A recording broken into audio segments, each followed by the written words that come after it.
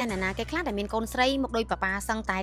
99%ដឹងអត់ថានៅពេលដែលកូនស្រីមានមុខមាត់ស្រដៀងទៅនឹងឪពុកជាទូទៅពួកគេតែងតែមានលក្ខណៈរឹងរូសហើយតែងតែពិបាកក្នុងការគ្រប់គ្រងបន្តិចព្រោះពួកគេតែងតែមានការគិតជារបស់ខ្លួនឯងបើពួកគេកាន់តែធំធាត់រីកចម្រើនវ័យបន្តិចពួកគេកាន់តែមានអត្តចរិតរឹតតែដោយឪពុកហ្នឹងកាន់តែខ្លាំងឡើងបើសិនបើឪពុកជាមនុស្សដែលមានអត្តចរិតឆេវឆាវឆាប់ខឹងចូលចិត្តកិច្ចបែបពីបញ្ហាជាមនុស្សមានមាសឬក៏ឪពុកហ្នឹងជាមនុស្សដែលពូកែអត់ធ្មត់ឆ្នាំមើលទៅកូនស្រីម្នាក់ហ្នឹងគឺមានអត្តចរិតស្រដៀងនឹងឪពុកហ្នឹងតែម្ដងគ្រប់គ្នាអាចនឹងគិតថាវាគឺជាអត្តចរិតរបស់មនុស្សម្នាក់ៗពីកំណើតតែសម្រាប់តំណែងតំណងកូនស្រីជាមួយនឹងឪពុកគឺជ្រាលជ្រៅហួសពីការស្មានហើយម្យ៉ាងវិញទៀតកូនខ្លះអាចនឹងតែងតែប្រឆាំងឬក៏ប៉ះទង្គិចជាមួយនឹងឪពុកតែតាមពិតទៅវាជាកញ្ចក់ឆ្លុះបញ្ចាំងពីអត្តចរិតលក្ខណៈរបស់ឪពុកខ្លួនឯងតាមរយៈកូនស្រីនឹងឯងចឹងហើយពេលខ្លះប៉ាប៉ាហ្នឹងគួរតែឆ្លោះត្រឡប់មកមើលពីអាកប្បកិរិយាឬក៏អត្តចរិតរបស់ខ្លួនឯងសិនមុននឹងបន្ទោសថាកូនហ្នឹងខូចឬក៏ប្រកែតមាត់ហ្នឹងតាមណាគេអញ្ចឹងព្រោះកូនស្រីដែលមានមុខស្រដៀងទៅនឹងប៉ាគឺប្រៀបបីដូចជាកញ្ចក់ដែលឆ្លោះរវាងឪពុកហើយនឹងកូននឹងចឹងកូនស្រីដែលមានមុខដូចប៉ារៀងមិនធម្មតាបន្តិចអីមកអ្នកទាំងអស់គ្នាតិចអត់ដឹងពីប៉ុកកំសាន្តកុមារលើកទី5ហ្នឹងគឺយើងបានតាំងជាមួយនឹង stock សាគីរីដូចគ្នាមកដែលគាត់ចង់បានជាមួយនឹង promotion ពិសេសជាមួយនឹងតម្លៃពិសេសជាមួយនឹងការថែមជូនកាដូជាច្រើនណាកុំភ្លេចមកលេង stock ពួកយើងផងចិត្តវ៉ាន់កូនខ្មែរមែនប៉ុន្តែគុណភាពគឺល្អលេខ1ម